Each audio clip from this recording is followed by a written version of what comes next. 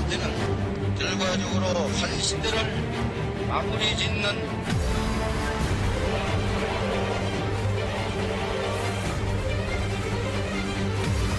개표 결과 참석대의원 2,525명 중 전두환 후보가 대통령으로 당선되었음을 선포합니다.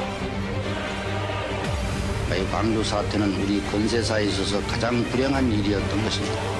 만족스러운 해결을 하지 못해서 대단히 유감스럽게 생각합니다. 당시 위급한 상황에 처한 현지 지휘관들이 자유권 행사에 끝난 다음에 저는 검찰의 소환 요구 및 여타의 어떠한 조치에도 협조하지 않을 생각입니다.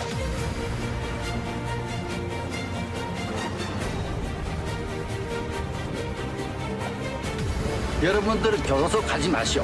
그러고만 내가 얘기하고 싶습니다. 법무하고 내하고 무슨 상관이 있어? 법무하고 사대해서 모른다 난.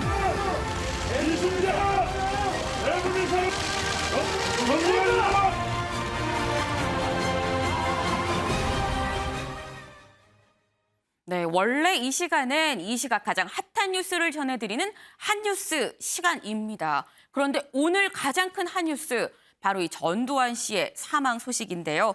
그래서 오늘 이 소식 평소보다 좀 더 길게 그리고 좀 더 깊게 다뤄보도록 하겠습니다. 키워드 주시죠. 사과 참회 없이 전두환 향년 90세 사망입니다. 네, 전두환 씨 오늘 오전 사망 소식이 전해졌습니다.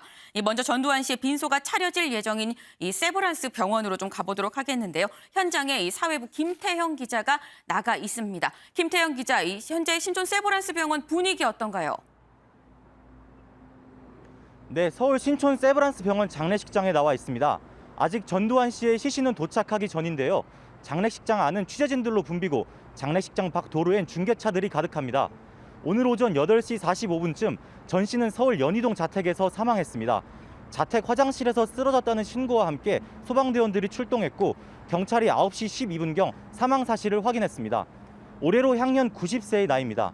아직 구체적인 사망 원인은 밝혀지지 않았습니다. 다만 전 씨는 악성 혈액암인 다발성 골수정 판정을 받은 뒤 이곳 세브란스 병원에서 통원 치료를 받고 있던 중이었습니다. 장례식장 역시 빈소 마련으로 분주한 가운데 병원 측은 시신 인계를 위한 준비를 하고 있습니다. 병원 측은 아직 유족에게 별다른 연락을 받지 못했다면서도 가장 큰 공간이 빈소로 사용될 것으로 보고 준비하고 있다고 밝혔습니다. 지금까지 신촌 세브란스 장례식장에서 MBN 뉴스 김태형입니다. 네, 이 오늘 오후 이제 빈소가 차려질 신촌 세브란스 병원의 분위기를 잠깐 보고 왔습니다. 일단 취재진도 좀 상당하고요. 또 뭐 중계차 등등 그리고 그 앞에 뭐 조화도 뭐 하나 두 개 지금 도착을 하고 있는 그런 분위기인 것 같은데 이제부터는 이 사인부터 오늘 아침의 상황까지 좀 차근차근 짚어보겠습니다. 김현 기자, 좀 갑작스럽게 사망 소식이 좀 전해졌습니다. 네, 그렇습니다. 오늘 오전 8시 55분쯤 전두환 씨 향년 90세로 사망했습니다. 전두환 씨 연희동 자택의 화장실에서 쓰러진 채 발견이 됐다고 하는데요. 네. 부인인 이순자 씨가 가장 먼저 발견을 했다고 하고요. 이순자 씨 곧바로 경찰과 소방에 신고를 했고 도착한 의료진이 심폐소생술을 실시했지만 네. 심정지 상태였다고 합니다. 그리고 조금 시간이 지나서 9시 12분 이제 경찰이 자택을 방문을 해서 최종적으로 사망 판정을 받았고요. 측근인 민정기 비서관이 이 당시 사망에 대해서 이제 관련 내용을 기자들에게 발표했는데요. 네. 어떤 내용이었는지 함께 들어보시겠습니다. 화장실 가시다가 쓰러지셔가지고요. 그냥 회복하지 못하고 운명하셨습니다. 그 가족 중에 아무도 인정 못하시고 이순자 여사만 계셨는데 미처 연락할 틈도 없이 그냥 갑자기 운명하셨기 때문에 아무런 응급 처치도 못하시고 그냥 돌아가셨습니다. 돌아가신 후에 일회관에서는 이미 회고록에 4년 전인 2017년 4월에 발간한 회고록에 이미 그 유서를 남기셨습니다. 내가 그 대목 읽어드릴게요. 건강한 눈으로 맑은 정신으로 통일을 이룬 빛나는 조국의 모습을 보고 싶다. 그 전에 내 생이 끝난다면 북녘 땅에 바라다 보이는 전방의 어느 고지에 백골로라도 남아있으면서 기어이 통일의 그날을 맞고 싶다. 네, 저희 프레스룸도 민정기 비서관과 전화로 통화를 했었는데요. 전두환 씨 최근에 건강 상태가 굉장히 좋지 않았다고 이렇게 얘기를 하고 혈액암 등을 알아왔기 때문에 병원에서 계속 통원 치료를 받아왔다고 합니다. 네. 방금 이제 유 의원은 이야기 들어본 대로 화장해서 뿌려달라 이런 이야기 이외에는 특별한 것을 남기지 않은 것으로 전해졌는데 네. 최근에는 이제 살 만큼 살았다 뭐 이런 뜻을 전하면서 적극적인 치료도 거부해 왔다고 합니다. 아니 그러면 유 의원이 뭐 별다르게 없었다고 한다면 5.18 단체 그리고 유족들한테 남기는 말도 없었다는 얘기인가요? 네, 전두환 씨 관심을 모았던 5.18 관련 사과도 없었습니다. 5.18 피해자와 유족들에게 어떠한 사과의 말, 어떤 사과의 뜻도 남기지 않았는데요. 네. 이 부분에 대해서도 측근의 발표가 있었는데 어떤 내용이었는지 함께 들어보시겠습니다. 무조건 사죄하라 그러면 그 질문이 됩니까? 그 질문 자체가 잘못된 거예요. 그리고 광주 피해자들에 대한 그 유족에 대해서 사죄할 그런 뜻이 없느냐 하는 거는 그동안에 기회 있을 때마다 전 대통령이 바로 오늘 11월 23일이 33년 전에 백담사 가시던 날인데 그날 여기서도 저 성명에도 발표하시고 피해자들한테 여러 가지 미안하다는 뜻을 밝히셨고 광주 청문회 때도 말씀하셨고 여러 차례 그런 말씀하셨어요. 그러니까 지금 여러분들은 그런 걸 사실을 모르니까 자꾸 사죄하라고 그러는데 이미 그런 광주 피해자들에 대한 유가족들에 대한 그런 말씀은 이미 하신 바가 있고. 네, 민정기 비서관 여기서 질문이 잘못됐다 이런 표현을 쓰면서요. 끝까지 사죄의 뜻은 아니다 이런 뜻을 밝혔습니다. 발표 명령 자체가 없었기 때문에 사죄라는 표현은 맞지 않다 이렇게 거부의 뜻을 사실상 밝혔고요. 네. 마지막까지 5.18 피해자 유족들과는 화해는 없는 모습을 보였습니다. 아니 근데 지금 저기 민정기 비서관이 얘기를 하는 걸 지금 보니까 참 또 공교롭게도 오늘이 11월 23일입니다. 이 바로 전두환 씨가 백담사로 갔었던 바로 그날이잖아요. 네, 우연의 일치인지 모르겠는데요. 33년 전 오늘 전두환 씨가 연희동 자택에서 대국민 사과를 발표하고 백담사로 떠났습니다. 이 대국민 사과와 함께 이제 백담사로 사라지는 모습이 굉장히 인상적이어서 지금도 기억하시는 분들 많으실 텐데요. 맞아요. 네, 당시에 어떤 모습이었는지 함께 보시겠습니다. 처럼 시작된 민주화를 통해 국민의 화합을 이룩할 수만 있다면 저는 어떤 단죄도 달게 받아야 할 처짐을 깊이 깨우치면서 이제 저는 지난 일과 저 자신을 돌아보며 조용히 반성의 시간을 갖기 위해 국민 여러분의 의혹과 책망의 시선이 모아졌던 이곳 연희동 집을 떠나고자 합니다. 네, 재임 중 잘못과 비리에 대해서 이제 사죄를 하고요. 뇌물로 받아서 쓴 돈 139억과 자산 23억 등 모든 재산을 사회에 헌납하겠다 이런 뜻을 밝히고 이순자 씨와 이제 백담사로 호련히 떠났는데요. 당시 이제 노태우 전 대통령의 집권기여서 야당과 시민사회가 퇴임한 전두환 대통령을 향해서 이제 처벌을 계속 요구를 했습니다. 일종의 절충안으로 이제 백담사 절로 사실상 이제 유배를 떠난 건데요. 네. 전두환 씨 이제 반강제적으로 백담사에 가서 일종의 감금을 당한 뒤에 2년 뒤에 이제 연희동 자택으로 돌아올 수 있었습니다. 이 떠나던 모습이 침울한 전두환 대통령의 모습이 아직도 이제 인상적으로 남아 있는데 그날이 굉장히 우연과 일치하게도 오늘 34년 전 바로 오늘이었습니다. 네, 참 이 날짜가 참 묘합니다. 그런데 이 전두환 씨 사실 공보다는 과에 대해서 이 대통령 업적 얘기가 좀 많이 나오는 인물입니다. 뭐 아무래도 전두환 씨 하면 생각이 나는 게 뭐 육사, 하나회, 그리고 사형 선고, 그리고 대통령으로 두 번째 구속되는 것 등등 29만 원도 생각이 나고요. 이 전두환 씨에 대해서 좀 일생 짧게 좀 설명을 해줄까요? 네, 전두환 씨 하나회라는 군대 사조직을 중심으로 12.12 사태로 군대 내 반란을 통해서 권력을 잡았고요. 이에 맞서서 1980년 5월 광주에서 이에 맞서는 시위가 일어나자 광주와 민주화 운동을 유혈로 진압을 하면서 한국 현대사에 굉장히 큰 비극을 남겼습니다. 네. 이후에는 잘 아시다시피 간접 선거로 대통령에 취임을 했고요. 제5공화국을 이제 출범을 시켰는데 재임 시절에는 이제 고성장, 저물가 이렇게 유지를 하면서 처음 이제 고속 성장 시대를 열었다. 이런 경제 성장을 이끌었다는 평가도 있습니다. 하지만 앵커 말씀하신 대로 공보다는 과가 많다는 지적이 있는데요. 전두환 씨 개인적인 삶을 봤을 때도 권력의 최고 정점인 대통령까지 갔었지만 또 반대로 사용수로 투옥이 되기도 했었거든요. 네. 전두환 씨의 명과 암이 담긴 모습 함께 보시겠습니다. 우리의 사회의 중추 세력이 바뀌었고 우리의 12.6 사태는 결과적으로 한 시대를 마무리 짓는 전기가 되었습니다.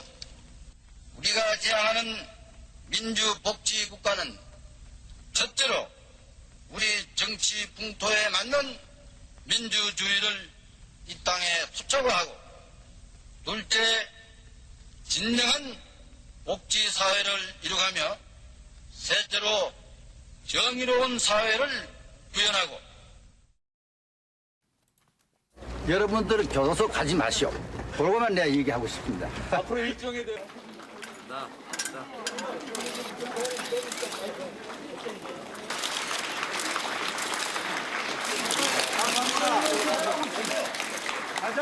손 한번 다시 흔들어주세요. 네, 앞서 보신 영상처럼 김영삼 전부가 출범한 이후에는 내란 살인 혐의로 구속돼서 사형을 구형받았다가 특별 사면으로 풀려났습니다. 네. 사면으로 풀려났지만 그럼에도 이제 전직 대통령 예우는 모두 박탈을 당해서 저희도 전두환 전 대통령이 아니라 이제 전두환 씨로 설명을 드리고 있는 상황입니다. 맞습니다. 그런데 이수아 기자, 이 전두환 씨가 아까 뭐 백담사 간 날짜를 얘기를 했어요. 참 묘하게 33년 전에 이 백담사를 갔었다라고 얘기를 했었는데 이 백담사에 가게 된 거 사실 보면은 이 전두환 씨랑 노태우 전 대통령을 또 떼서 얘기를 할 수가 없는 상황입니다. 백담사에 가게 된 것 자체가 이 노태우 전 대통령의 어떤 50 청산 작업으로 인해서 가게 된 건데 이 노태우 전 대통령과의 인연 좀 얘기 좀 해주세요. 네, 저희가 노태우 전 대통령 사망 소식 전해드린 게 불과 한 달이 채 되지 않았는데 또 네. 우연히 사망 시기까지 겹치는 모습이라서 정말 운명적인 애증 관계라는 두 사람의 관계가 정리될 수 있을 것 같습니다. 일단 두 사람은 지난 52년에 육사 11기 동기생으로 처음 만났습니다. 여기서 우정을 쌓아서 노 전 대통령이 대위 시절에 결혼을 했거든요. 이때 전두환 씨가 직접 사회를 볼 정도로 친하게 지내고 아까 말한 한화회도 결성을 한 거죠. 네. 그리고 12.12 사태 때도 전두환 씨가 권력 장악을 시도할 때 노 전 대통령이 자신이 맡고 있던 구사단 병력을 중앙청으로 출동시킨 게 결정적으로 기여를 했다 이런 평가를 받고 있습니다. 그렇게 국가 1인자와 2인자 자리를 공고히 한 건데 변하지 않을 것 같던 두 사람 사이 말씀하신 대로 이 노 전 대통령이 대통령에 오르고 이른바 50 천산에 나서면서 전 씨가 이 청상 정책에 따라서 백담사로 숨어 들어가게 되죠. 그리고 나중에 김영삼 전 대통령이 12.12 사태 그리고 광주 탄압에 대한 책임을 물어서 둘을 구속 기소하면서 나란히 재판정에 서게 됩니다. 1심 선고에서 둘이 손을 나란히 마주 잡고 판결을 기다리는 사진 한 번씩은 보셨을 것 같고요. 네. 이 나중에 전 씨, 노 전 대통령에 대해서 이 노 전 대통령이 검찰에 안 가고 끝까지 버텼다면 이런 사단은 안 났을 것이다. 이렇게 아쉬운 마음을 전하기도 했던 것으로 전해집니다. 이 알려진 둘의 마지막 만남은 지난 2014년이었는데요. 이미 노 전 대통령이 투병 중이었을 때입니다. 전 씨가 예고 없이 찾아와서 날 알아보겠느냐라고 안부를 건네고 노 전 대통령이 눈을 깜빡이면서 화답한 것으로 전해지는데 이때가 둘의 마지막 만남이었던 것으로 전해집니다. 네, 지금 제가 영상으로도 보여드리긴 했습니다만 이 법정에서 이 전두환 씨가 먼저 들어와 있고 노태우 전 대통령이 들어와서 먼저 이렇게 전두환 씨의 손을 쓱 손가락을 이렇게 잡는 이 모습 아마 모두 다 기억을 하고 있을 겁니다. 그만큼 이 두 사람의 인연이 보통 인연이 아니다라고 얘기를 할 수 있는데 윤경호 위원님, 지금 이수아 기자도 얘기했습니다만 그런 인연에 노태우 전 대통령이 떠난 뒤 한 달이 채 되지 않아서 또 이렇게 바로 사망을 했습니다. 글쎄요, 두 사람은 뭐 역사에 떨어질 수 없는 연결고리가 역시 있나 보다 이런 생각이 드는데 한 달 전에 노태우 씨가 갔을 때만 해도 공과 명암 이런 얘기를 많이 했어요. 그리고 실제로 노태우 씨는 여러 책임이 있지만 본인의 노력, 그다음에 유가족의 노력, 반성과 사과도 했고 뭐 또 내야 되는 추징금과 벌금도 다 완납을 했고 그래서 아마 국가장이라는 결정도 내려졌고 그렇게 또 추모를 하는 분들도 있었어요. 전두환 씨에게도 똑같은 잣대가 적용이 될 수 있을까? 전 결코 불가능할 것 같다 이런 생각이 듭니다. 우리 앵커도 공과라는 표현을 함께 썼는데 저는 전두환 씨에게는 공이라는 표현을 쓰기가 참 민망하다, 부끄럽다. 김현 기자의 간략한 정리 속에 다 들어 있습니다만 군사 쿠데타로 권력을 탈취하고 그다음에 집권하는 기간 중에 인권을 탄압하고 독재를 했고 정말 씻을 수 없는 바깥에 대한민국이라는 나라가 민주국가인가를 감히 우리가 내세우기 어려울 정도로 부끄러운 더군다나 대통령 재직 중에 기업인들로부터 수천억 원을 빼앗았잖아요. 갈취했죠, 갈취. 그래서 감옥에도 갔지 않았습니까? 그러나 이 모든 것보다 더 씻을 수 없는 게 바로 제 나라 군대가 가서 제 나라 민간인을 학살했던 그런 광주에서의 학살의 모든 책임이 바로 전두환 씨에게 있었고 그 정점에 있었다. 뭐 아까 민정기 씨라는 비서관은 뭐 발포 명령을 누가 했느냐라는 식의 정말 해괴망측한 얘기를 하는데 그런 걸로 면죄부가 또는 뭐 그런 걸로 책임을 면탈할 수는 없는 거죠. 제가 오기 전에 아침에 이미 전두환 씨가 서거했다는 얘기가 나왔기 때문에 여러 언론이 과연 어떤 제목을 달까 굉장히 궁금했는데요. 온라인에 떠 있는 어느 제목 중에 하나가 딱 아주 간단했습니다. 학살자 전두환 반성 없이 가다. 저는 물론 이건 뭐 상당히 심한 평가이지만 그런 식의 평가가 남아 있는 한은 돌아가신 이에게는 사실 우리는 굉장히 후하고 또 여러 뭐 면해 주는 게 많지 않습니까? 그러나 전두환 씨에게는 그런 평가가 나오기가 참 어려운 상황이다. 이런 저도 좀 박한 얘기를 좀 하고 싶습니다. 네, 이 굉장히 직접 박한 평가를 좀 내렸다라고 말씀을 해주시긴 했습니다. 그런데 이 전두환 씨가 가장 마지막으로 공개 석상의 모습을 드러냈었던 것 바로 이 광주지법에서 진행되고 있는 고 조비오 신부에 대한 이 사자 명예훼손 혐의의 이 재판 때입니다. 근데 마지막으로 이 모습을 드러냈을 때 또 너무 수척해서 몰라볼 정도다 이런 얘기가 있었잖아요, 이수아 기자. 네, 보통 전시하면 최근에 떠올려지는 모습이 뭐 기자들에게 5.18 민주화 운동에 대해서 질문을 받았을 때 버럭하는 모습이었잖아요. 네. 지난 2019년 처음으로 광주에 그 재판 때문에 갔었거든요. 이때 광주 시민에게 할 말 있냐, 발포 지시했냐 물어보니까 왜 이래 신경적인 모습을 보이기도 했고 또 자택 앞에 찾아온 시민단체에게는 말 조심해라 이렇게 신경질적으로 호통을 치는 모습도 포착이 됐습니다. 잠시 영상으로 보고 오실게요. 애주순이다! 내 국민 사랑하라 이놈들아! 정부하라! 판비를 인정하십니까? 발포 명령 부인합니까? 광주 시민들한테 사과할 생각 없으세요? 사과할 생각 없으십니까? 발포 명령 부인하십니까? 광주 시민분들한테 유가족분들한테 하실 말씀 없으세요? 한 말씀만 해주세요.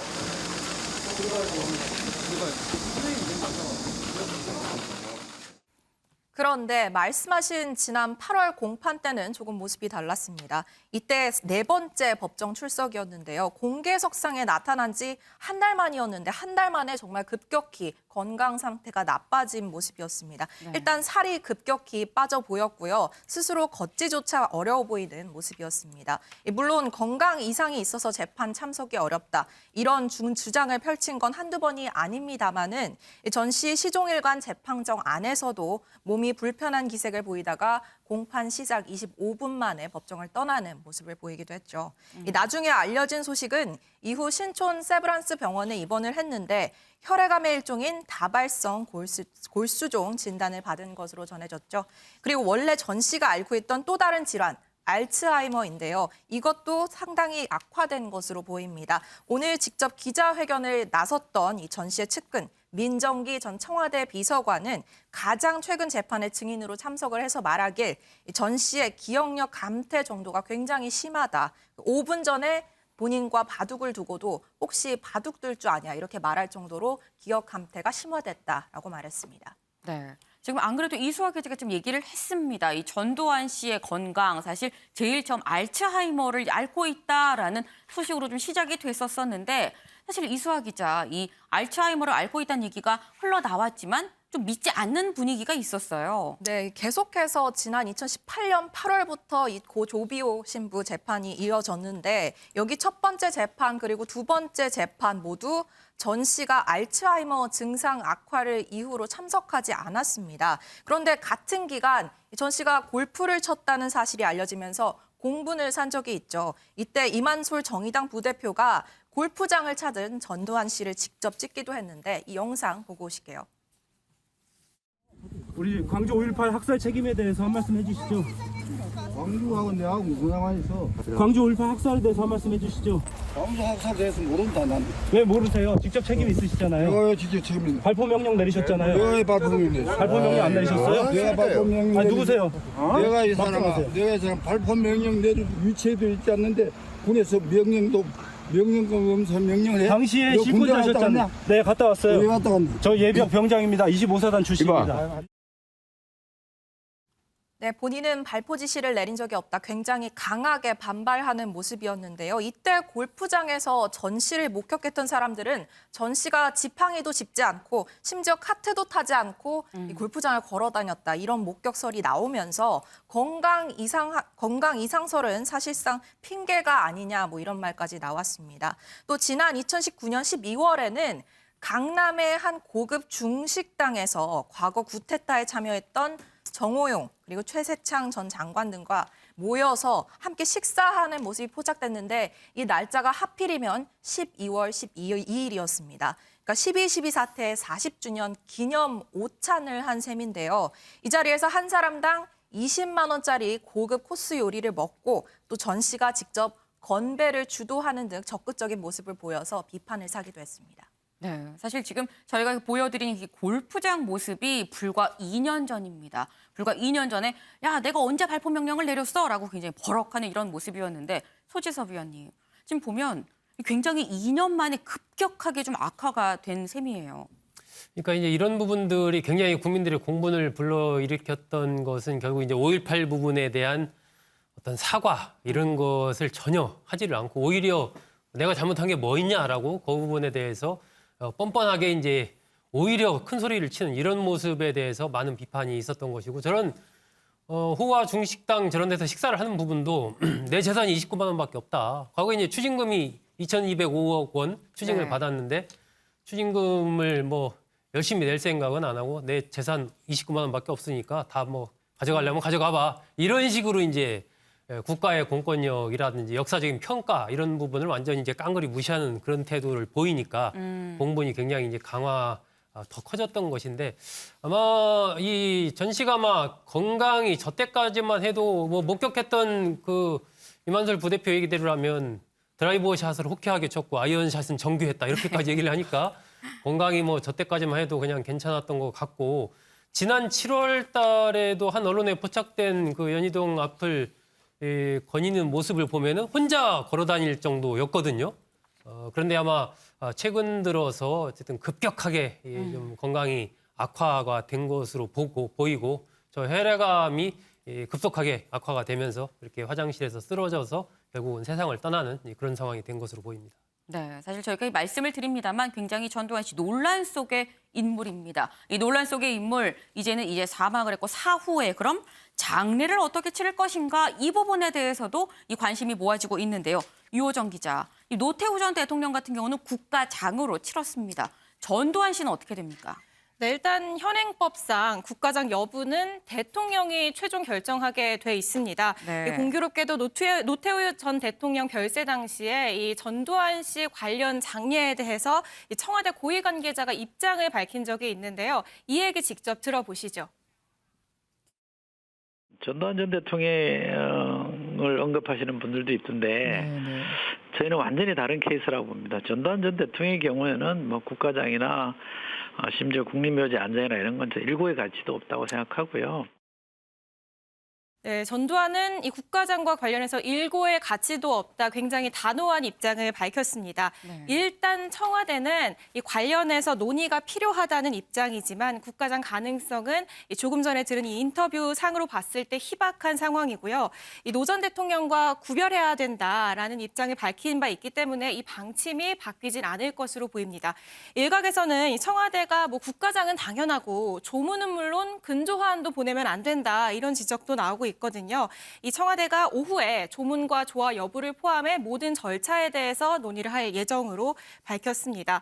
이 국가장과 별개로 국립묘지 안장 여부도 확인을 해봤는데요. 이건 현행법상 불가능한 것으로 확인이 됐습니다. 이 보훈처는 전 씨가 이미 내란죄 등으로 실형 선고를 받았기 때문에 관련 대상에서 배제됐다고 설명했습니다. 네.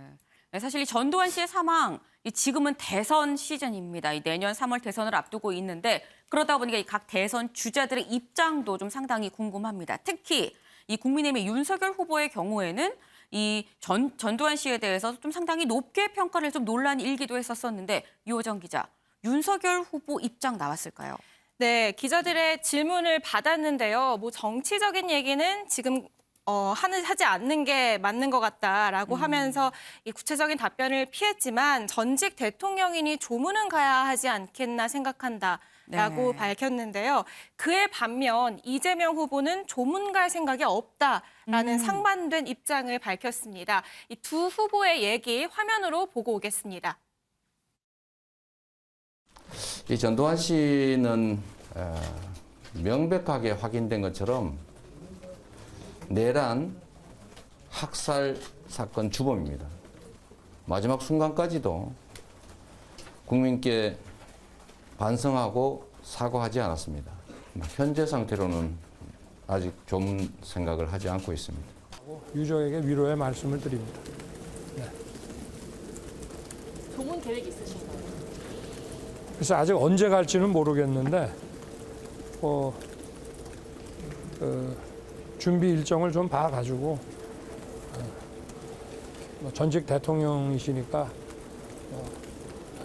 가야 되지 않겠나 이렇게 생각하고 있습니다. 네. 네, 들으신 것처럼 이 조문과 관련해서 두 후보가 상반된 입장을 내놨고요. 네. 여권과 야권에서도 조금 다른 듯한 입장이 나왔습니다. 우선 범여권은 애도를 표하면서도 전 씨를 질타하는 분위기인데요. 민주당은 아무런 사과도 없고 이렇게 진실규명도 제대로 하지 않고 그런 상황에서 사망한 것에 대해서 화가 난다고 했고요. 이 심상정 정의당 대표를 포함해서 정의당도 성찰 없는 죽음은 유죄다라면서 국가장은 감히 입에도 올리지 말라고 비판을 했습니다. 네. 반면 김기현 원내대표는 역사적 책임은 막중하다고 생각한다라면서도 인간적으로 조문을 가는 것은 도리다라는 입장을 밝혔습니다. 네. 사실 이렇게 보면 여당에서 그리고 뭐 야당에서도 뭐 흔쾌하게 이렇게 뭐 좋은 평가가 나오지 않고 있는 그런 상황입니다. 근데 이런 이유 바로 이 5.18 강제 진압 그리고 민간인 학살이 있기 때문일 텐데요. 여기에 대해서 이 생전에 고인은 이렇게 얘기를 했었습니다. 이 과거 고인의 이 얘기 직접 들어보시죠. 이 광주 사태는 우리 건세사에 있어서 가장 불행한 일이었던 것입니다. 만족스러운 해결을 하지 못해서 대단히 유감스럽게 생각을 하고 있습니다. 아무쪼록 어떻게 하든지 간에 이 문제가 제대로 풀려서 온 국민이 관용과 사랑을 바탕으로 해서 화합 단결하는 이런 나라가 되기를 나는 진심으로 기대합니다. 당시 5월 22일 자위권 발동도 가능하다는 계엄사령부의 작전 지침이 지대통을 통해 발달된 것으로 알고 있습니다. 자위권의 발동은 최악의 상황에서만 현지 지휘관의 사태 판단에 따라 제한적으로 활동할 수 있는 것입니다. 당시 위급한 상황에 처한 현지 지휘관들이 자위권 행사에 불법기승을 강조해서나 답변이 끝난 다음에 계엄사령부 등의 발포 생각도 아니야. 살인마 전두환 사령부나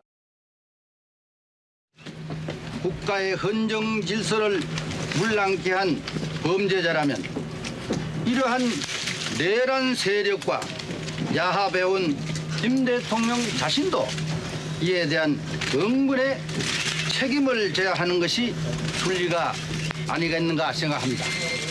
현 정국의 정치적 필요에 따른 것이라고 보아 저는 검찰의 소환 요구 및 여타의 어떠한 조치에도 협조하지 않을 생각입니다. 네, 이 사실 처음 얘기는 좀 반성하는 것 같다 싶기도 했습니다만 결국 나는 범죄자가 아니다라는 이런 얘기였습니다. 좀 입장을 바꾼 건가 싶기도 하고요. 그런데 유호정 기자, 이 전두환 씨 결국 결론적으로 사과 없이 세상을 지금 떠났습니다. 이 전 씨에 대한 사후 평가가 사실 일반 국민들이지만 이 광주 그리고 5.18 유족들의 이 평가가 사실 중요한 거 아니겠어요? 네, 맞습니다. 5.18 단체 관계자들의 이야기를 저희 프레스룸에서 오전 내내 들어봤는데요. 일단 네. 관계자들은 법적으로 그리고 역사적으로 책임을 묻지 못했다면서 허망한 마음을 감추지 못했습니다. 저희가 담아온 이 목소리 먼저 듣고 오겠습니다. 전두환 그 살아생전에 뉘우치지도 않고 사죄하지도 않고 그래서 용서받지도 못하고 세상을 떴는데 그야말로 얼마나 그 뻔뻔하게 국민들의 분노를 샀습니까? 노태우 국가장에 대해서도 국민들 다수는 그걸 받아들일 수 없다는 입장들이었잖아요. 전두환마저 국가장으로 한다면 아마 국민들 분노를 걷잡을 수 없을 것이다, 분노가. 이렇게 허망하게 가버릴 수가 있대요. 사죄 한마디쯤 그래도 죽기 전에 한마디라도 하지 않을까 하는 자그마한 기대를 끝까지 갖고 있었어요. 사실은 사람이 죽음 앞에서는 다 뭔가를 용서받고 용서해주고 용서하고 가잖아요. 저렇게 허망하게 가버린 전두환이를 보고 우리 어머니들의 지금 마음은 어쩔까. 지금 그게 좀 걱정이 돼요. 사실은. 우리 어머니들의 소원이 이루어져야 자기들도 눈을 감는다 했는데 저는 이런 거 하나도 해결 못하고 돼버리니까. 네, 그래도 죽기 전에 사과는 하지 않을까 하는 기대는 기대로 끝난 상황입니다. 이에 대해서 굉장히 허망한 마음을 감추지 못하는 이런 얘기를 했고요. 관련해서 당사자는 죽었지만 진상 규명을 위해서 관련한 일들을 계속 해나가겠다고 밝혔습니다. 네, 윤경호 위원님. 사실 지금 얘기를 들으면서 허망하다라는 이 어머님의 말씀이 참 마음에 울립니다. 짠하기도 하고요. 그렇습니다. 노태우 전 대통령, 노태우 씨 사망 때도 이 피해자, 당사자들이 노태우 씨의 여러 회개와 사과 그리고 이어지는 여러 조치에 대해서 한 거를 과연 수용할 수 있느냐, 수용할 만한 진실성, 진정성이 담겨 있었느냐 이거였잖아요. 뭐 어떤 상황에서든지 가해자가 있고 피해자가 있는 경우에는 이 피해자들이 그걸 받아들이고 용서를 해야 진정한 사실 사과가 이루어졌다라고 볼 수 있는데 전두환 씨는 사과나 반성, 뭐 사죄는커녕 오히려 조롱을 하면서 죽기 전까지 갔죠. 네. 그 대표적인 게 29만 원이에요. 그 29만 원 이후에 이어지는 여러 행태가 바로 그런 거죠.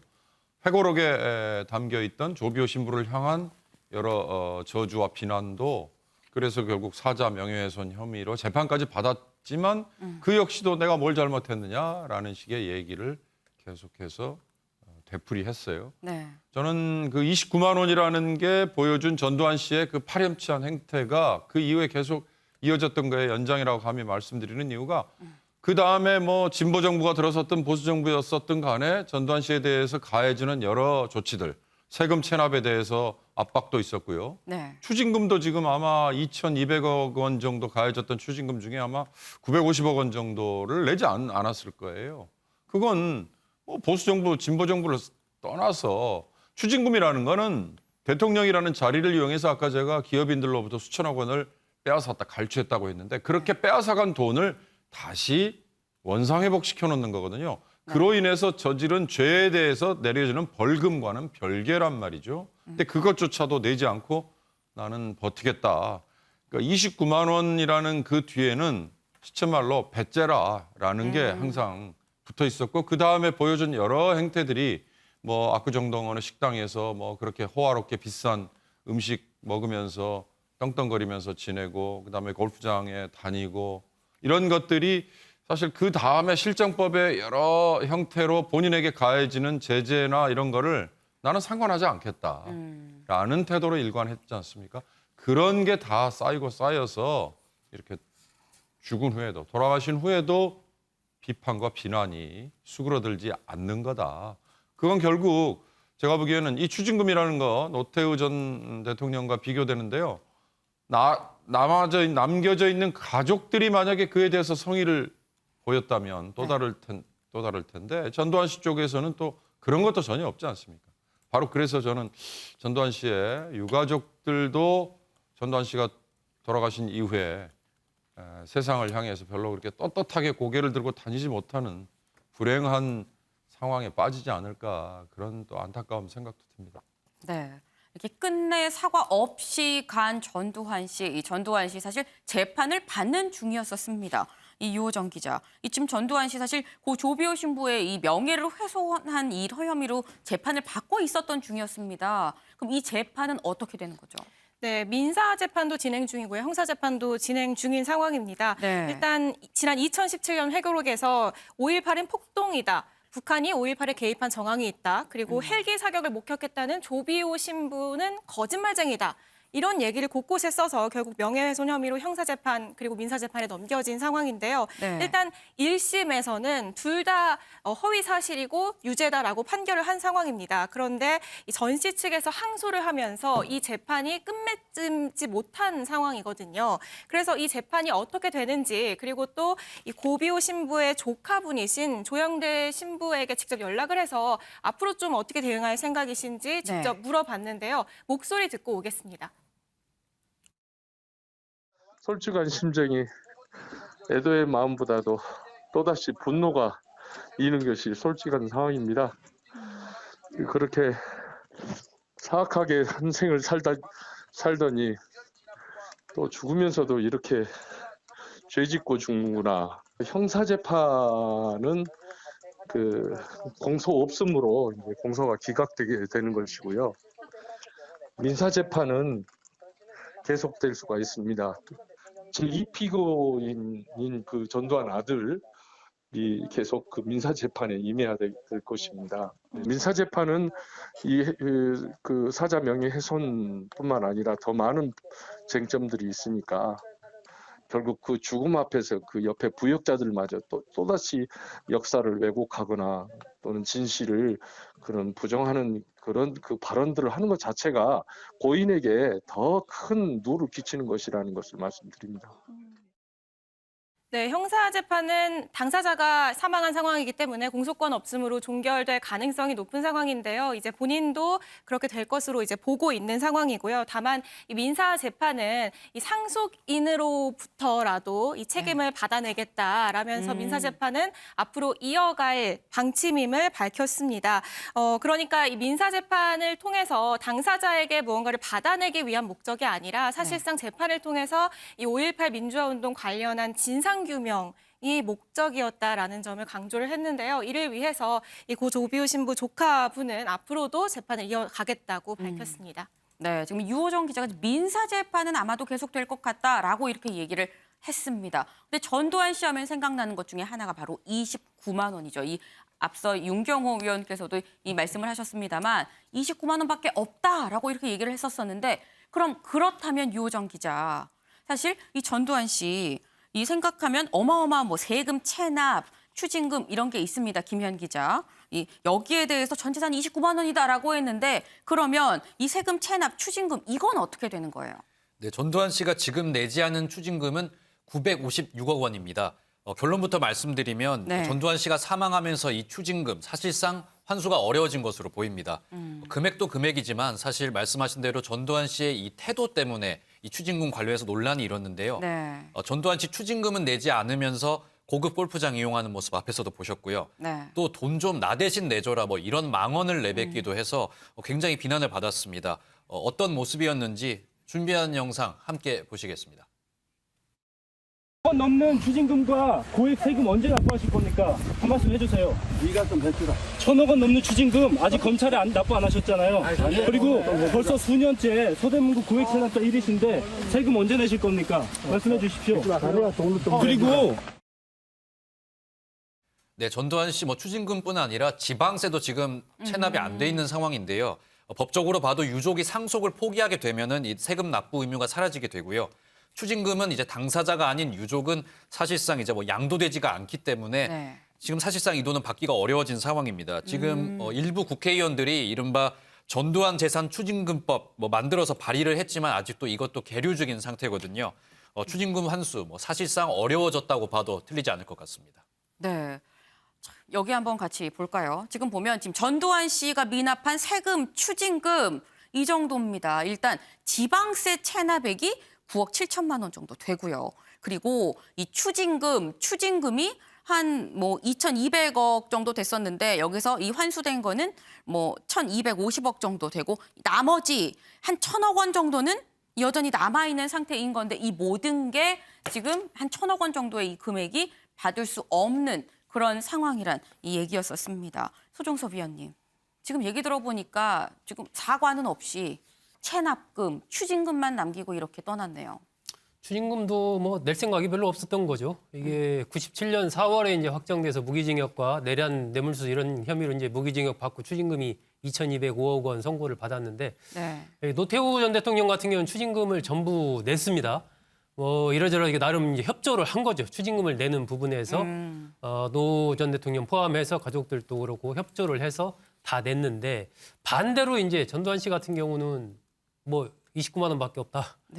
가져가려면 가져가봐. 이런 식으로 나오면서 전혀 협조를 안 했고 그렇게 흘러오다가 2013년에 이제 서울중앙지검에서 특별 환수 팀까지 만들었죠. 그래서 엄청난 압박을 가했고 그래서 이제 그 연희동 사저라든지 별채 또 경기도에 있는 임야 이런 걸 다 압류를 해서 공매에 붙이기까지 했는데 그런 부분에 대해서도 또 이의가 있다라고 소송을 또 제기를 해서 소송 진행되는 것도 여러 건이 있습니다. 이런 식으로 전체적으로 어쨌든 전두환 씨가 보여온 그동안의 이 행태는 12.12와 5.18 부분에 대해서도 말할 것 없고 추징금 부분에 대해서도 전혀 낼 생각이 없는 협조를 안 해온 그러한 행태를 보여왔기 때문에 국민들이 더더욱 어떤 역사적인 평가를 넘어서서 또 이러한 행태 부분에 대해서도 좀 분노를 하고 있지 않나 하는 생각이 듭니다. 근데 소 의원님 사실 생각을 해보면 이 자손들이나 다른 유족들이 추징금을 내겠다라고 하면 내려면 낼 수도 있긴 한 거잖아요. 그 부분이 이제 그 전에도 전두환 씨의 장남인 전재국 씨가 나름대로 저기를 해서 좀 내겠다 이런 선언은 했는데 그것이 행동이 그 뒤에 따르지를 못했던 것이죠. 그래서 그런 부분에 대해서 정말 아버지의 과오 이런 것들을 우리 자식들이 해서 그걸 갚겠다 이러면서 적극적으로 협조를 했으면 아마 추징금 정도는 전부 다 할 수도 있었을 텐데 그런 부분들도 노태우 전 대통령의 자녀들과는 좀 다른 부분이죠. 전두환 씨가 3남 1녀를 뒀거든요. 그런 측면에서 본다면 전두환 씨 가족에 대한 어떤 그런 부분도 좀 눈길이 국민들이 차갑게 두는 데는 그런 이유도 있습니다. 네, 그렇군요. 이 호랑이는 죽어서 가죽을 남기고 사람은 죽어서 이름을 남긴다고 하죠. 이 이름을 남긴다는 거 사실 어떻게 보면 사후 평가가 그만큼 또 중요하다라는 얘기일 수가 있는데 저희가 이 앞서서 얘기를 다룬 것처럼 이 전두환 씨에 대한 평가, 노태우 전 대통령에 대한 평가와는 이 완전히 다릅니다. 그리고 다룰 수밖에 없는 부분들에 대해서 오늘 저희가 얘기를 좀 나눠봤는데요.